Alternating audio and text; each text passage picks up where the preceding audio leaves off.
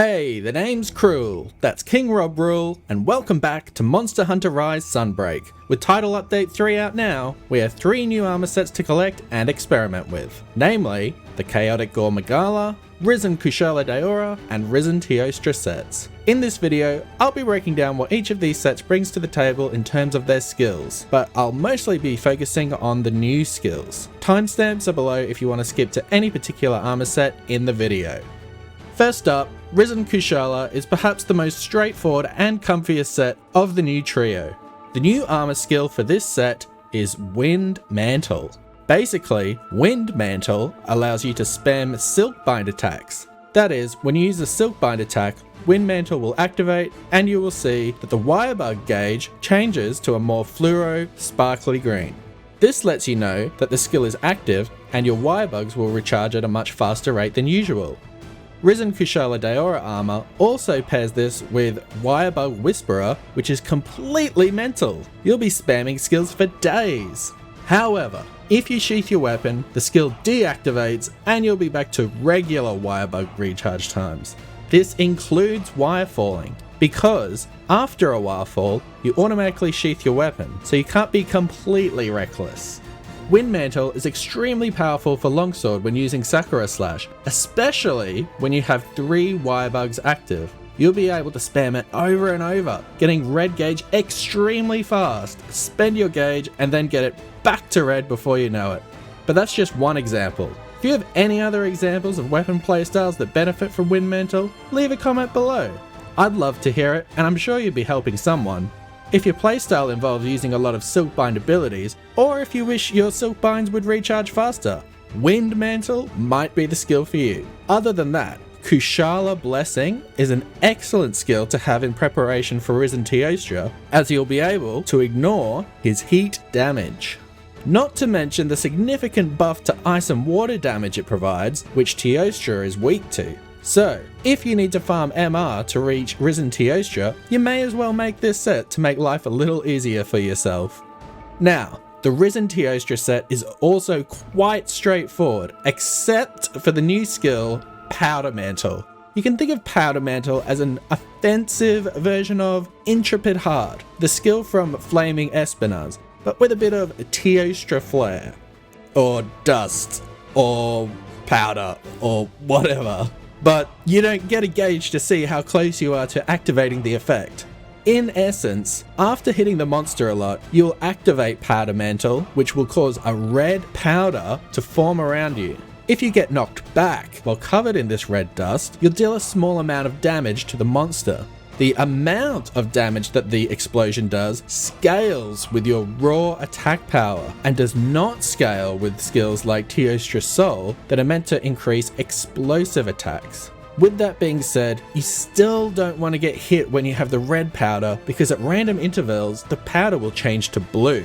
This is what you want. When you attack the monster with the blue powder active, you will deal substantial explosive damage, usually in the range of 500 if your gear is up to scratch. Side note, if you want to avoid being hit while the red powder is active as much as possible, and you're not particularly confident in your ability to not get hit, you might want to consider swapping out the hands and feet of this set with Flaming Espinaz pieces to receive the skill Intrepid Heart, which when active will not only cause you to not be knocked back, but the red powder will not activate. How often Powder Mantle procs is dependent on the weapon. Slower weapons like Greatsword and Hammer won't require as many hits as Dual Blades or Sword and Shield to activate the effect.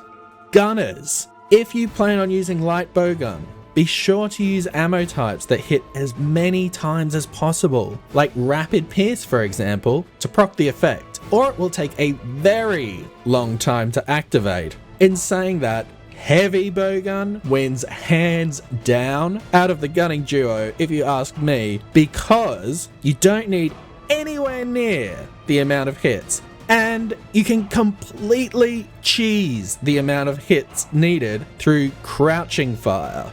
Not only that, but your explosion should deal more damage due to the higher raw values. Have fun, Heavy Bowgun users. Apart from Powder Mantle, the Risen Teostra set also provides many skills that meta hunters like to go for, like Critical Eye, Weakness Exploit, and Critical Element. Also, since you'll be dealing a lot of critical hits with this weapon, the addition of Master's Touch to this set makes it so you won't be fretting about sharpening your weapon much at all. This set pairs wonderfully with the Violet Mizutsune Dual Blades due to the high roar, fire element, and sharpness management. Be sure to shout out in the comments what weapon you love to use with this set.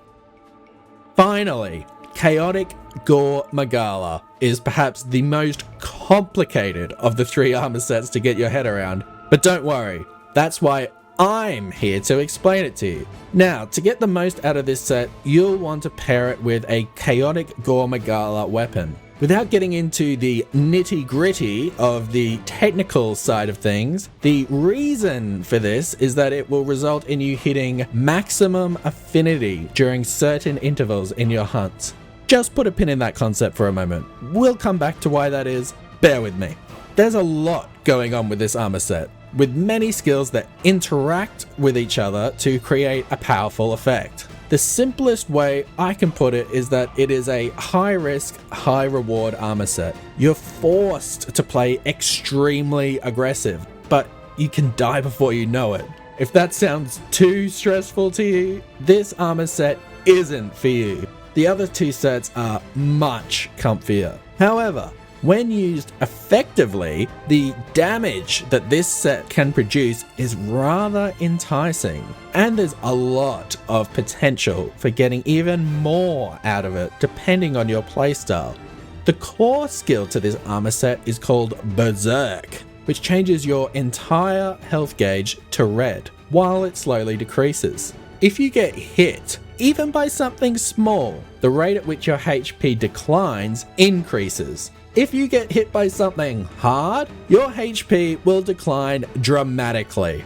Now, the skill says in the description, as long as you have red, you cannot faint, which kind of sounds like you can't die when you are in this state. But don't be deceived, you most definitely can die, and you will if you're not careful. Now this skill pairs extremely well with 2 other skills in this set. The first being Resentment, which gives you plus 25 attack when any amount of your health is red, which is huge. This is further enhanced by the second skill that pairs with Berserk, which is completely new, called Strife. The way Strife works is that you get more elemental attack and affinity in proportion to the length of your health bar. If you swap to the blue scroll, while you have full health, you'll be receiving the maximum effect of Strife.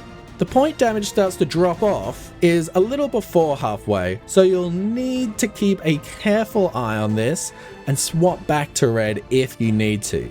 But that's not all. There's even more to this set. But before we go deeper, I think we'll do a quick recap. You swap to the blue scroll to activate Berserk, the glass cannon state that will dramatically enhance your damage. While in blue scroll, you'll gradually lose health, but the rate of which you lose health increases depending on how hard or how often you get hit by the monster. Try not to get hit. When you drop below half health in this state, you will experience diminishing returns and you'll want to swap back to the red scroll. If you still haven't quite got it, maybe watch it back again or get hands-on with it yourself. Now, moving on to the other dimension of this weapon, Bloodlust.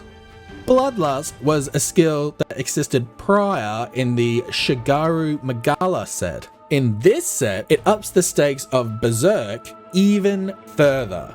For those unaware, Bloodlust causes the Frenzy virus to occur intermittently throughout the hunt, with altered effects.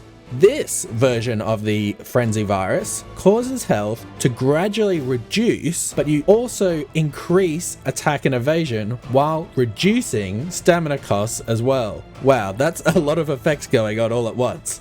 The kicker is that on recovery, the red vitality gauge is restored and affinity increases. So that means your Strife skill will be back to the maximum effect and another skill in this set will activate, Coalescence. This skill gives a plus 18 attack boost, plus 4 to element attack, and plus 15% status buildup. Usually, on its own, Coalescence is quite a powerful skill, especially in anomaly hunts, but pair it with all those skills above and you're looking at gigantic damage numbers. If you're using a Chaotic Gore Magala weapon, your negative affinity should be removed and you'll achieve 100% affinity. The damage you can do with this set is absolutely bonkers, but it does pose significant risks. However, if you're looking for a challenging way to play Sunbreak and wouldn't mind a damage boost to go along with it, look no further.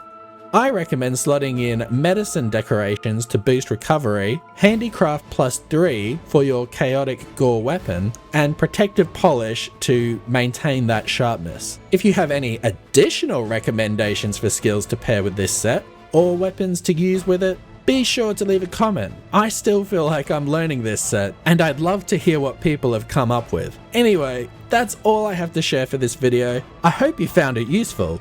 I've been King Rob Rule, and I'll see you in the next one. See ya.